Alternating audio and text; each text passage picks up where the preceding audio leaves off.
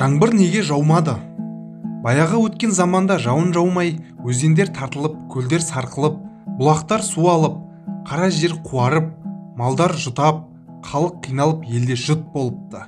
Халық ауыл-ауыл болып Алладан жаңбыр сұрап тасаттық беріпті. Бірінші тасаттықта жауын жаумапты. Қайта аспандағы аз ғана бұлтты жел айдап кетіпті. Ауыл үлкендер тасаттыққа дәретсіз келген адамдар болды, жауын содан жаумады деп пәтуа жасапты. Екінші рет ауылдың бәрі дәреттерін алып тазаланып келіп, тағы да тасаттық беріпті. Бірақ жауын жаумай ет жей бергенде шаң көтеріліп кетіпті. Көрші ауылдан келген молда, сендер тасаттықтың намазын оқымадыңдар, бәрі содан болды депті.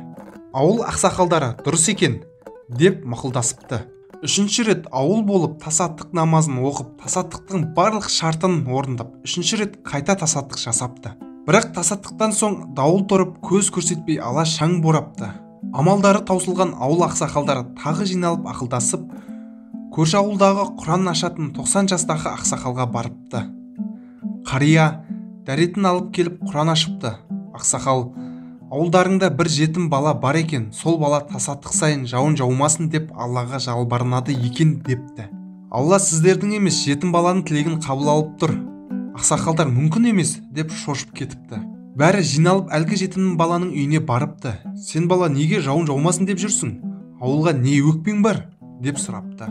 Сол кезде әлгі жетім бала: менің жасым 10-да, бір іні, бір қарындасым бар. Ата-анамыз қайтыс болғаннан бері біздің үйдің есігінен ешкім қараған емес. Үйіміздің төбесі тесік. Жауын шықтаса жататын жер таба алмаймыз. Жауын жауса үйдің төбесі құлап кете ме деп түнімен ұйықтай алмай қорқып жылап отырамыз. Сіздер Алладан малдарыңыз үшін жаңбыр тілейсіздер. Біз жетімдер жандарымыз үшін Алладан жауын жаумаса екен деп тілек тілейміз депті.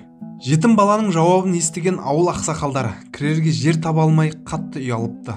Келесі күні ауыл болып жабылып, үйінің төбесін қайта жауып беріпті. Үйдің төбесі жабылып бола бергенде ақ жаңбыр жауа бастапты. Содан сылбыр жауын 3 күн 3 түн тоқтамастан жауыпты. Жер көгеріп, мал семіріп, ауыл халқы молшылыққа кенеліпті. Жерде жетім налысы, көкте періште қайғырар деген осы болар. Ақиқаты керек, соңғы кездері адамдардың пейілі тарылып бара жатқанға ұқсайды. Қазір қаншама жетімдер жылап жүр десеңші. Жәнібек Қожық, Маңғыстау облысы Оңды ауылы. Каналымызға тіркеліп, пікір білдірсеңіз жеткілікті.